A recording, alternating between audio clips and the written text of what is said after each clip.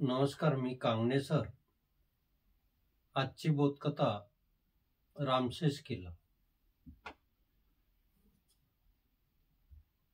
छत्रपती शिवाजी महाराजांचा मृत्यू झाला आणि सगळ्या स्वराज्याची जबाबदारी राजे संभाजी राजावरती आली. छत्रपती संभाजी राजे झाले आणि राजाची घडी सुरळीत बसवण्यासाठी ते आटोकाट प्रयत्न करत होते. संभाजीराजे कामामध्ये व्यस्त असताना गडावरती अनेक कारभारी मंडळींनी कुरापती करायला सुरुवात केली संभाजीराजेच्या विरोधात. इकडे घरामधलेच कारभारी मंडळी त्रास देतात, त्यांना तोंड द्यायचे.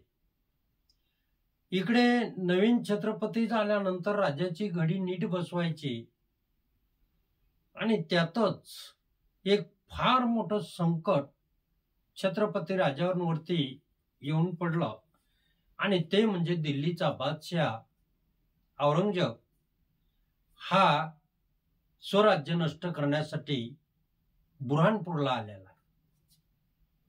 बुऱ्हाणपुरातून वेगवेगळ्या बातम्या रायगडावर येत होत्या. संभाजीचं लक्ष राजे सगळं औरंगजेबाकडे होतं. कारभार मंडळींना रायगडावरती वेळ मिळत होता आणि तेच छत्रपतींच्या विरोधात वेगवेगळे कट कारस्थानं रचण्यामध्ये गुंग होते. तापी नदी ओलांडून औरंगजेब महाराष्ट्रात घुसलो. फार मोठी अशी छावणी दिलेली आहे. 15-20 लाखाची फौज औरंगजेबासोबत होती. औरंगजेब त्या ठिकाणी छावणी देऊन 2-4 महिने झाले. 4 महिन्याच्या नंतर औरंगजेबांनी आपल्या सरदारांचं मनोबल वाढावं, भीती शिवाजी महाराजांच्या काळापासून असलेली नष्ट व्हावी म्हणून स्वराज्यातील एक तरी किल्ला जिंकला पाहिजे हे औरंगजेबांनी मनोमन ठरवलं. आणि औरंगजेबांनी पहिला हल्ला कोणत्या किल्ल्यावर करावा म्हणून आपल्या सरदार मंडळींची राय घ्यायला सुरुवात केली. सर्व सरदार मंडळी जमा केली. त्यांची सरदार मंडळीची दरबारामध्ये बैठक झाली आणि त्यामध्ये हिंदुस्थान मधला हिंदूंचं जे आराध्य दैवत आहे राम लक्ष्मण सीता यांनी वास्तव्य केलेला नाशिक जिल्ह्यामधला रामशेष किल्ला पहिल्यांदा आपण स्वराज्यातून ताब्यात घ्यायचा हे औरंगजेबांनी ठरवलं. औरंगजेबांनी त्याचा पूर्ण अभ्यासानिशी ठरवलं की या किल्ल्यावरती अवघे 600 मावळे आहेत आणि 600 मावळ्यांना जिंकणं काही फार अवघड नाही. फार तर एका आठवड्याच्या आत हा किल्ला आपण जिंकून घेऊ शकतो हे औरंगजेबांनी मनोमन ठरवलं होतं. आणि सरदार मंडळी देखील खुश झाली की 600 मावळ्यांना हरवायला वेळ लागणार नाही.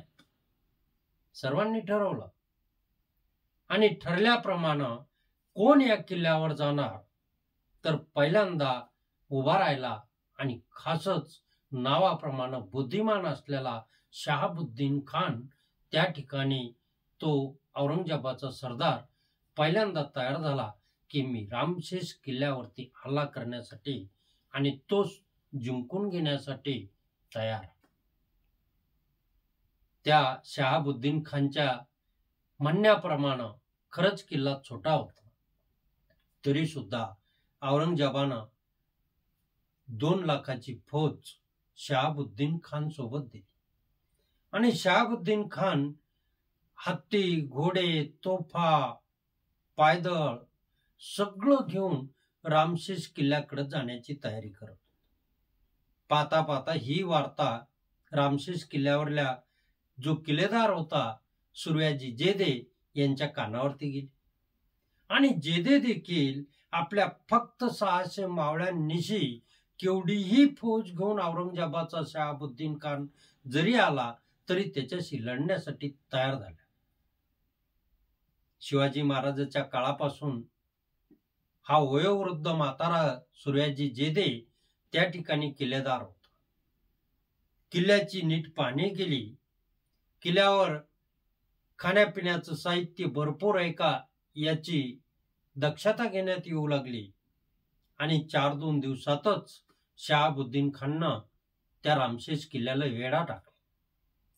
रामशेष किल्ल्याला वेढा पडलेला आहे. सगळीकडून मोगली फौजच दिसत होती.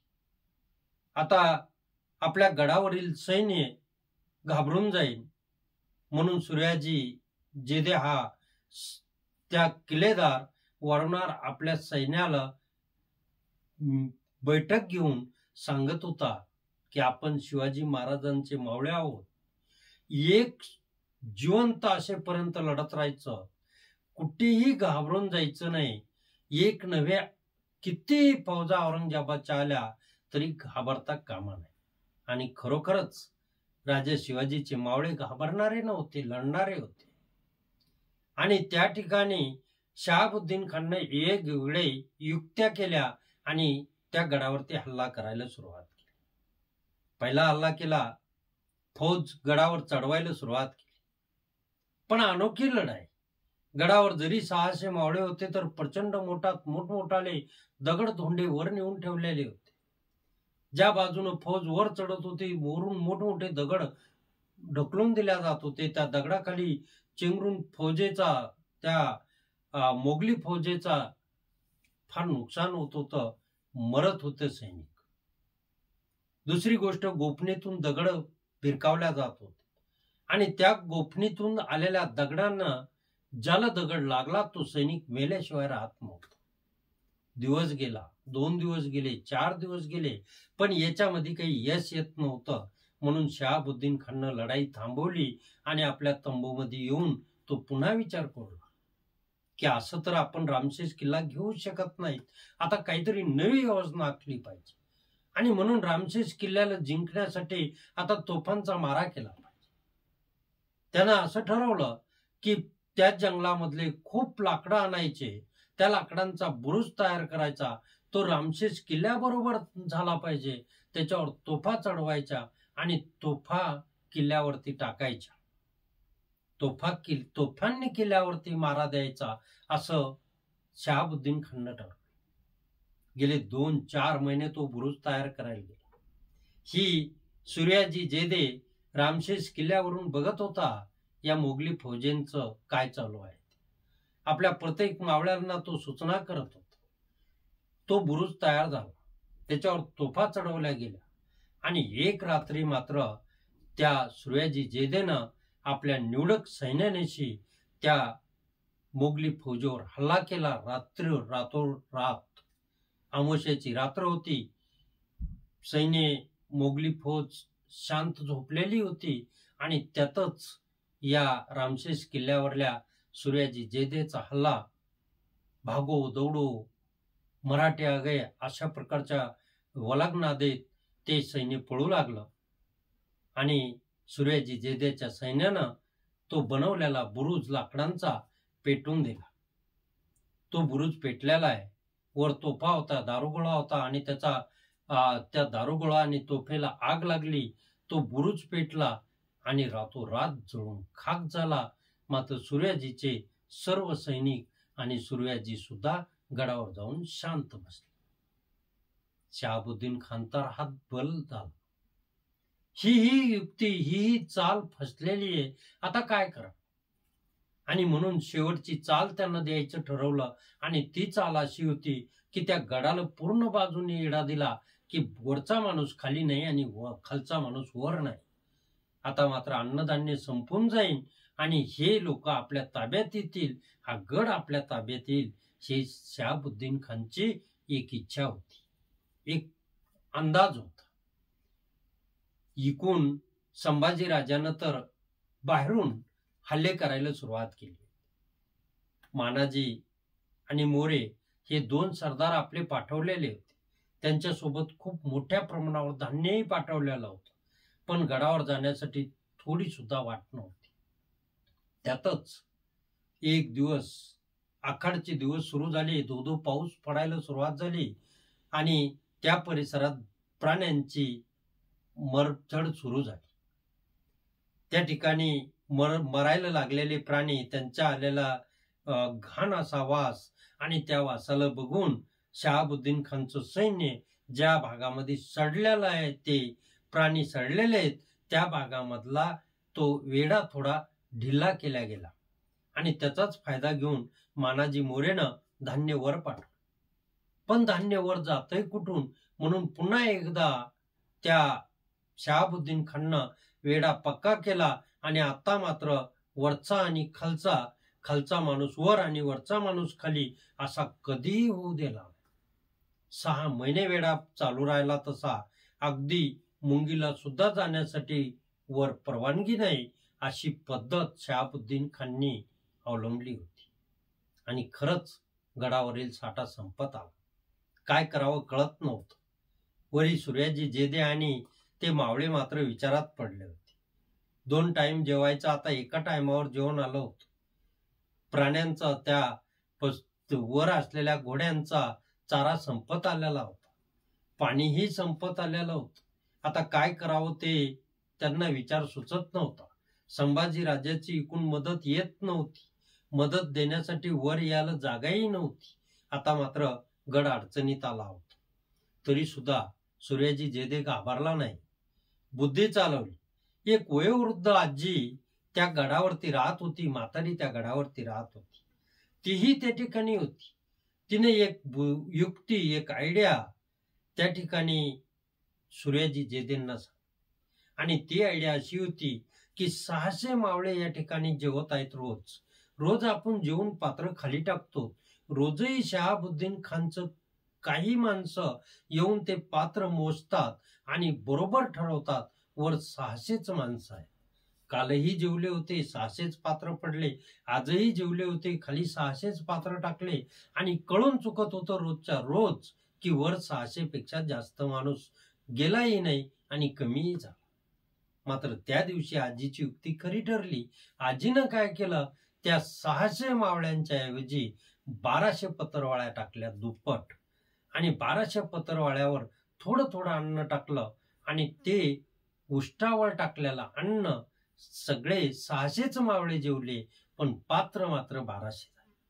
आणि ते पात्र खाली टाकल्यानंतर त्या शहाबुद्दीन खानच्या फौजेनं ते पात्र मोजले. आणि मोजल्यानंतर त्यांच्या असं लक्षात आलं, अरे काल तर 600च माणसं वर जेवली होते, आज 1200 झाले कुठून? इतकं अनाज वर गेलं कुठून? इतके माणसं वर गेले कुठून? आता मात्र शहाबुद्दीन खानला एक कळून चुकलं की मराठ्यांना चिटूक येतं, मराठ्यांना जादू येते आणि मराठ्यांजवळ काहीतरी जादू आहे आणि जादूनं हे माणसं वर गेले असतील असं मात्र चर्चा शहाबुद्दीन खानच्या म्हणजे मोगली फौज औरंगजेबाच्या फौजीमध्ये पसरली.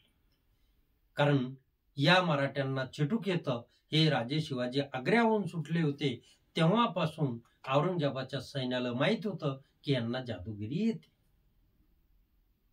आता तर मात्र वेगळीच अफवा त्या फौजेमध्ये पसरलेली होती आणि सगळे घाबरून गेलेले होते.